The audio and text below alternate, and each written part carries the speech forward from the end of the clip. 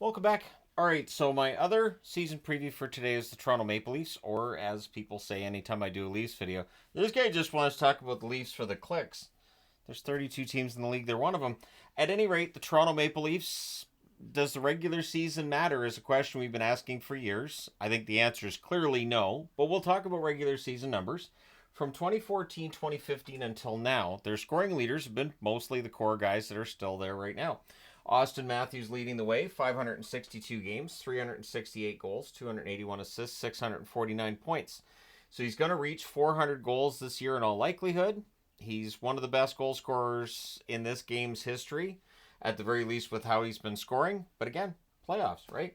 Mitch Marner, 576 games, 194 goals, 445 assists, 639 points. Marner's a fantastic player. He's in a contract year. We'll see what happens there.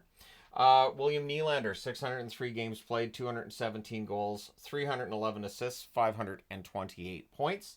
Morgan Rielly, another player who's still there, of course, 718 games played, 78 goals, 367 assists, 445 points. And John Tavares rounds out the top five, 440 games, 184 goals, 235 assists, 419 points. So what's interesting is I've been going through most of the league so far. I think this is the first time I've seen where a team's got the top five scorers still on their team. Maybe Seattle. Maybe Seattle would still have the top five there.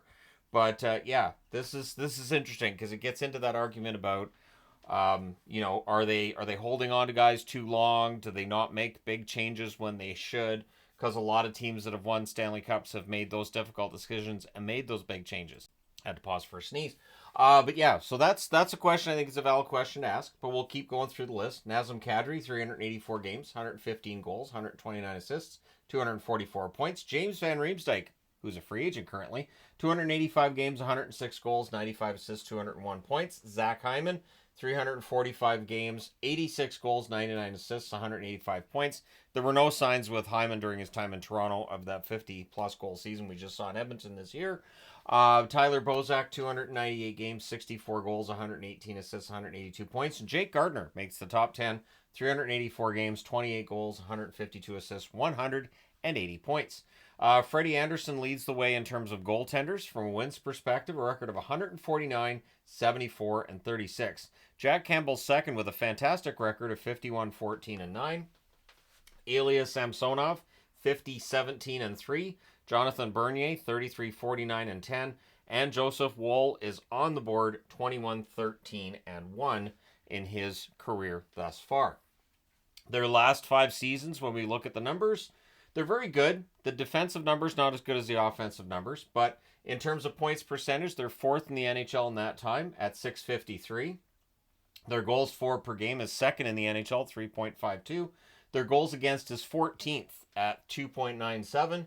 Their power play third at 24.4%. Their penalty kill 14th at 79.6%. Now, this past season, they were 10th in points percentage at 622. Goals for, 3.63. That's still second, but they were 21st in goals against per game at 3.18. Their power play was 7th at an even 24%, and their penalty kill at 76.9%, 23rd. So they need to improve the penalty kill, they need to improve the goals against, and that's why you go out and you remake this blue line. And we'll talk about the blue line because there's definitely some question marks. If it works out in their favor, honestly, Brad Treliving will look like a genius. Now, their scorers this past season, top 10 again. Austin Matthews led the way in 81 games. He had 69 goals, 38 assists, 107 points. William Nylander, 82 games, 40 goals, 58 assists, 98 points. Mitch Marner, 69 games, 26 goals, 59 assists, 85 points. So if he played those other 13 games he missed, he might have hit 100 points again. It's interesting because the way people talk about Marner, you wouldn't think that. Tavares, 80 games, 29 goals, 36 assists, 65 points. Morgan Rielly, 72 games, 7 goals, 51 assists, 58 points. Tyler Bertuzzi in his 1 year in Toronto, 80 games, 21 goals, 22 assists, 43 points. Matthew Knies, 80 games, 15 goals, 20 assists, 35 points. Jake McCabe, 73 games, 8 goals, 20 assists, 28 points. And Nick Robertson, who's currently a restricted free agent. He's on the board. We'll see if he's on the Leafs to start the season or what happens there. 56 games this past season, 14 goals, 13 assists, 27 points. And again, he requested a trade in June. Who knows? Maybe me doing the season preview means he gets traded tomorrow. We'll see. Top two goaltenders. Samsonov led the way with a record of 23, 7, and 8. He had an 890 save percentage and 3 shutouts. Had a really rough season this past year, and of course, Samsonov moves on. He heads to Vegas. Wall is going to be the starter. 12, 11, and 1 record, 907 save percentage, no shutouts. At least he should be the starter this coming season, right? And we'll talk about that when we get there. Now, for Rookie Watch, I put Easton Cowan up there. But to be honest, I don't know that we're going to see a rookie playing any kind of prominent role in this team. So I went with Cowan as a player that maybe later in the season ends up coming up as a call-up. Fraser Minton I was thinking about, but no. So I didn't put him on the board. So they're top 12 forwards. And again, the question becomes, is this team needing some kind of shakeup? So you have Matthew Nice, who had a pretty good rookie season last season. 35 points for him. Austin Matthews, who's going to be looking for 70 goals this year after reaching 69 last season. And Mitch Marner, who had, again, he was on pace for about 100 points this past season, minus the 13 games he missed due to injury. Then you have Bobby McMahon. I think we can all agree Bobby McMahon is a hardworking forward who's, worked for every shift he's had. There's some offensive upside there. We'll see what he does. John Tavares, who despite having 65 points and looking like things aren't going all that great for him, comparatively speaking with previous years, he just didn't have a lot of puck luck either, so there's a possibility he bounces back. He is in a contract year as well. And William Nylander. So that's your top 6. Marner and Tavares both on expiring contracts. I think Brad Treliving will try to get them both signed early in the season, and then we can have the debate when we see what those contract extensions look like, or maybe one or the other does get traded. On that third line, Pontus Holmberg, Max Domi, Kalle Yarncroke, I guess you throw in there too. And then on the fourth line, that leaves Connor Dewar, David Kempf, and Ryan Reeves probably ends up in the lineup, but I don't think he'll be an every night guy. The extras, Alex Steves signed a 2-way extension with them last week. Nick Abruzzese, I would think he ends up being the 13th forward / that fourth line guy that goes in when Reeves comes out. Fraser Minton may fight his way onto the roster this year.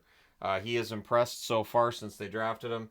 Easton Cowan, previously mentioned, was a first-round draft pick who has done quite well since being drafted by Toronto. Maybe they give him a look. And again, Nick Robertson becomes a real question mark here. If Nick Robertson gets signed, he could end up on that third line, and it would probably bump Reeves out of the lineup. I would think they mess things around a little bit. Reeves probably ends up being an extra player. He's an energy forward. He's a fourth liner and shouldn't be in every single game. But it's dependent on what happens with Robertson. And do you pick somebody else up? Do you trade him out and bring in another player, another forward? Do they get a draft pick for him and look somewhere else for a player? Do we see a couple of tryouts with Toronto? We'll see. Now, the top 6 defense, Morgan Rielly, Chris Tanev. Chris Tanev has blocked a lot of shots in his career. I don't know how that contract's going to age. Oliver Ekman-Larsson coming off a pretty good year in Florida, but I think he was shielded's a bad way of putting it, so I don't want to use that term. But I think he's going to have to be more prominent on the blue line for Toronto than what he was for Florida this past season. And so we'll see if he's as effective for Toronto as he was for Florida. If he is, then Toronto got themselves a deal there. Timothy Liljegren, hopefully he gets a real chance to be that top 4 defenseman. I like his upside. Simon Benoit and Jake McCabe rounding out the top 6. Although your extras, you have Connor Timmins, who, if he can stay healthy, could be a regular for them. Dakota Mermis, Philippe Myers, and Marshall Rifai. So we'll see if he gets into some games this year. He got into a couple last season. We'll see. The top 2 goaltenders, Joseph Woll and Anthony Stolarz. One brilliant move by Toronto this offseason, picking up Stolarz on what I think is a bargain contract for what he's been in Anaheim prior to going to Florida. And then this past year in Florida, he was excellent. So we'll see how things go with the goaltending. But you still have Matt Murray with the Marlies, and you have Dennis Hildeby, who was I believe he re-entered the draft. I think he wasn't drafted the first time around. He was drafted as an overager. And I remember profiling Hildeby and saying, this guy could end up being a pretty good NHL, maybe backup at some point. So he is one to keep an eye on. There is some cap space here, keeping in mind they have to sign Robertson, right? $1,275,333, which may very well be earmarked towards Robertson should he decide to come back to the table. and actually negotiate an extension with the team. If he doesn't, that money can be used to try to cover for whoever they bring in place of Nick Robertson not playing. Now, the schedule isn't imbalanced. There's no real major issues with the schedule for Toronto. They're at home for 5 out of 10 in October. They're home for 7 out of 12 in November. In February, we get into that Four Nations Cup break. They have a 4-game road trip to start February. Then we have the Four Nations Cup. They have 1 game at home and then 3 away. So February, 7 out of the 8 games are away from home, but you have the tournament in the middle to break it up. And then in April, 4 out of their 8 games are at home. So we'll see how the schedule treats them. But Toronto, it's gonna be playoffs. Playoffs are what's going to tell whether or not this is a successful season. Their Stanley Cup odds, plus 15. Wow. So that would make them a favorite by a lot. Plus 1,500. So I'll go ahead and put the 2 zeros on the end of that. But plus 1,500. So they're not considered to be a French playoff team, but they're not the number one most bet on team right now. That still being the Edmonton Oilers at this stage. So we'll see what Toronto does this coming season and whether or not they end up being first, second in the division where they end up. But again, it's just playoffs. Playoffs are what matter.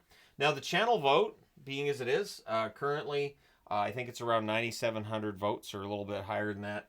37% voting first or second for Toronto. 53% feel third or fourth. I could see third for Toronto. I want to say, yeah, first or second, and maybe this is going to be a big year, but it feels like with the loss of Bertuzzi and with the situation with Robertson, I don't know if the scoring is going to be as dynamic as it has been in previous seasons. Fifth or sixth, 5% of the vote said fifth or sixth, and 5% of the vote clearly doesn't like Toronto and voted them seventh or eighth. So I think third or fourth is a good spot for them. Maybe they'd be better off as a wild card team and maybe better off without so much pressure, but it's Toronto. There's always going to be pressure. It's not going to matter which seed they are in the playoffs. It's just going to be Toronto, Toronto, Toronto. Can they win? And so far, the answer has been no when it comes to playoff time.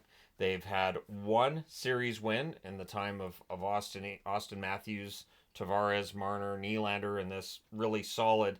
It's a solid core of players, but they haven't been able to get over the hump come playoff time, and so that's what everybody's going to be focused on. Every year it becomes more and more of a focus. They could have a ridiculous regular season. They could have 65 wins, and still people are going to say, who cares? Is it April? Let's see what happens in the playoffs. So at the same time, the regular season, you have to make the playoffs. So I don't think the wins are going to be scrutinized from a perspective other than but playoffs, what's going to happen there. But if they lose and if they end up falling out of the playoffs, then we'll have a whole other discussion and things that get really interesting from there. But I do think Toronto stays in the playoff hunt at this point. I don't know if they're going to take that next step in the playoffs, but I always point back to the 2018 Washington Capitals. Going into that season, they were seen as probably not being as strong. They had been favorites to win the Cup in 2017. Nobody really talked about them that following season, and then they won the Cup. St. Louis in 2019. Nobody was talking about them until they won it. And so it can be an unpredictable process. And at times, teams that are kind of ripped for not being able to get over the hump, and definitely with St. Louis, they had that before their 2019 run. It is almost impossible to tell when that's going to change, when teams are finally going to get that win. So is this the year for the Toronto Maple Leafs? Let me know your thoughts in the comment section below. Do you think the Toronto Maple Leafs, this is the year? If not, why not? And again, it does feel like eventually they have to go on some kind of a run, even if it's just the conference finals. Some kind of a playoff run is necessary for Toronto, right? Let me know your thoughts. Hit like and subscribe if you haven't done so already. Thank you guys so much for all your support. I will talk to you again soon.